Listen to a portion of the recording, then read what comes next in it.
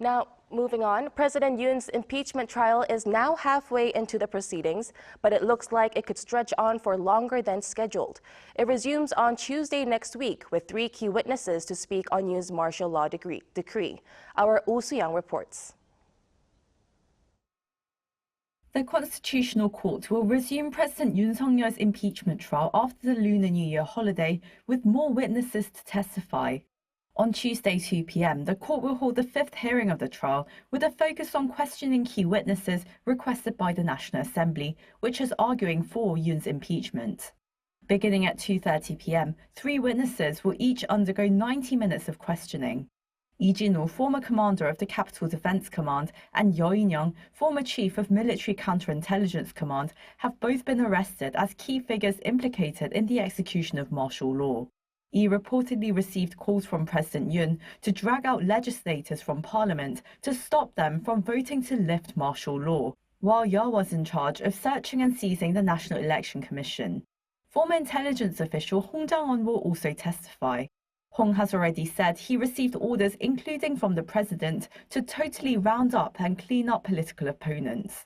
During the previous hearing, Yoon denied he gave such orders.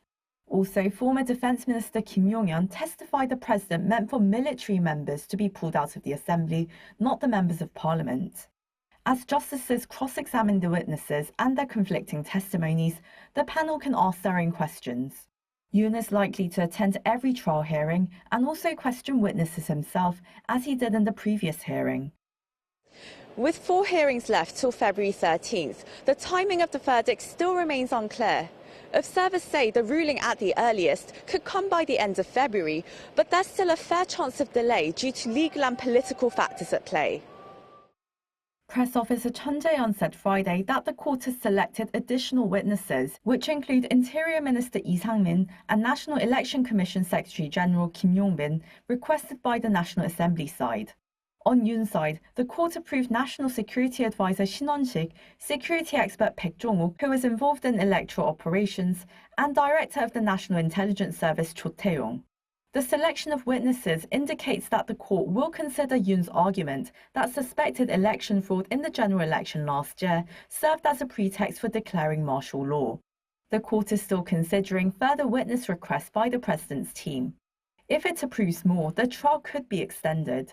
Justices could also postpone the hearings, considering the pace of Yoon's criminal trial. Still, the judicial panel has been clear that it's focused on holding speedy trial proceedings. Meanwhile, another highly anticipated ruling will be delivered on Monday, on the eve of Yoon's 5th trial hearing. The court will rule on whether acting President Choi Sang-mok violated the Constitution by appointing only 2 out of 3 justices recommended by the National Assembly. Choi had left out left-leaning candidate Ma Eun-hyuk, raising the need for bipartisan consensus to move forward. If the court finds the omission unconstitutional, Choi would be under significant pressure to appoint him. This would mean the court will operate as a full panel of 9 justices, also increasing the chance of a 2/3 majority vote required to impeach the president. Oh Soo-young, Arirang News.